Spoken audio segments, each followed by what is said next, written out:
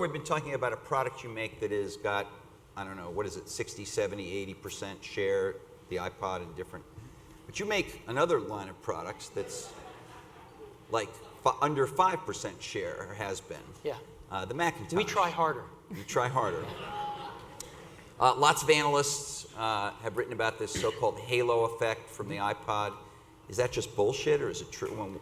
Is it real? Or? Well, what we can say is the last few quarters we've grown, 3 and 4 times as fast as the rest of the industry. So we are picking up some market share, and I strongly suspect it is due to that iPod halo.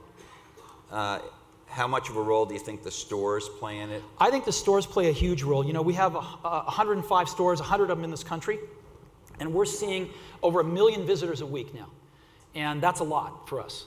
And in addition to that, the experience they get when they go into the stores is just phenomenal. So, we've got, as an example, one of the best inventions of the store is called the Genius Bar. And you can go in with problems about, how does this software work with this, with my computer, or my operating system's not working right, or whatever it might be, repairs, you name it, and these people handle it for free. And we've, in some of our stores now, like in our New York store, we're pushing 100 geniuses that work there. 100 geniuses? 100 geniuses. You found 100 geniuses in New York City? Yes. It's amazing. Who actually wanted to work for us. You say your market share has increased. What is your market share for the Mac at this point? It depends who you listen to. In the U.S., it's I think starting with a 4 now, which is good. Internationally, it's a little bit less because we haven't participated in some of the emerging markets as much as we should have. When do you expect that you'll get to 10%? I don't know when.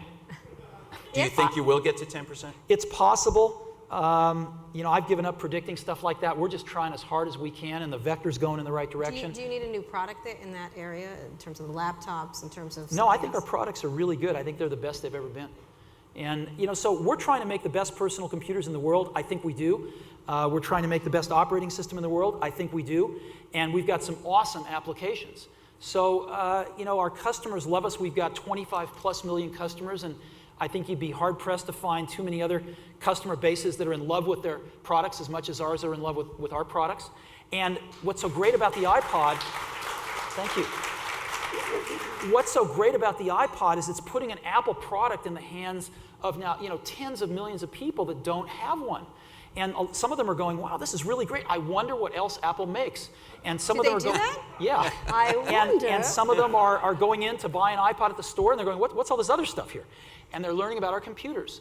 And I think if people learn about our products, many of them choose them.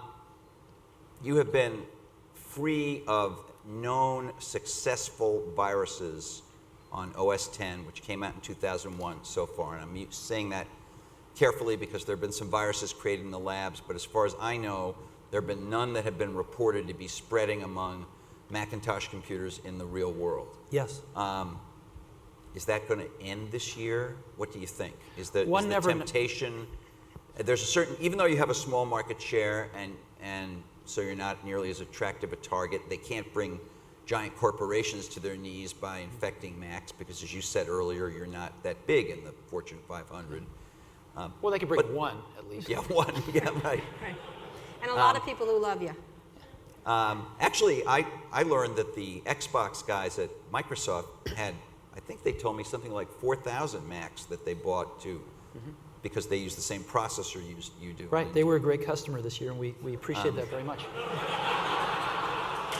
So do you but now we promised them we'd go out and buy 4,000 Xboxes too. But now they can flood the market with used Power Macs. It's an issue. But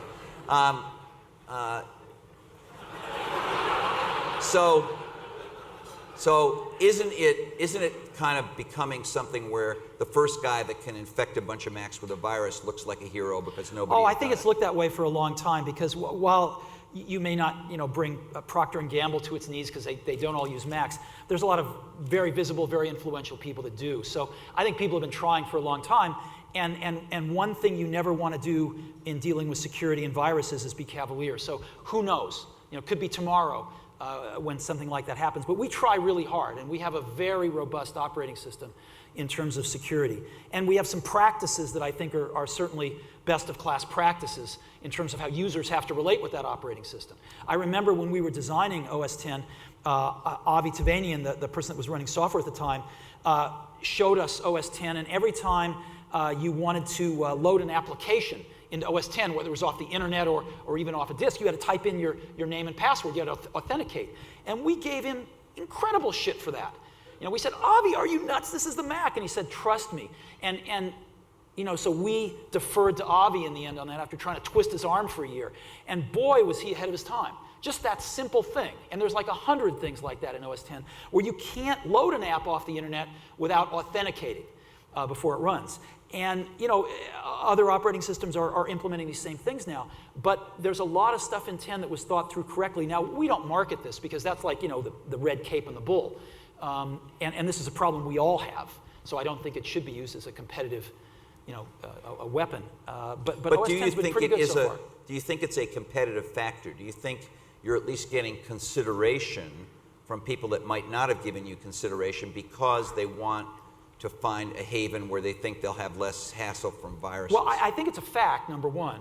And number two, I think we've certainly had people come to us and say, we clearly have to have a more heterogeneous environment now. You know, with a homogeneous environment, we are just too vulnerable. We have to have a heterogeneous environment. But you don't see yourself moving into the corporate space. You said the Fortune 500 was not where you dealt. It's not where we proactively go out and push. But when people want to buy our computers, we hardly ever say no. Really? Good. Even if they live in an orifice, you're willing to go and that's great.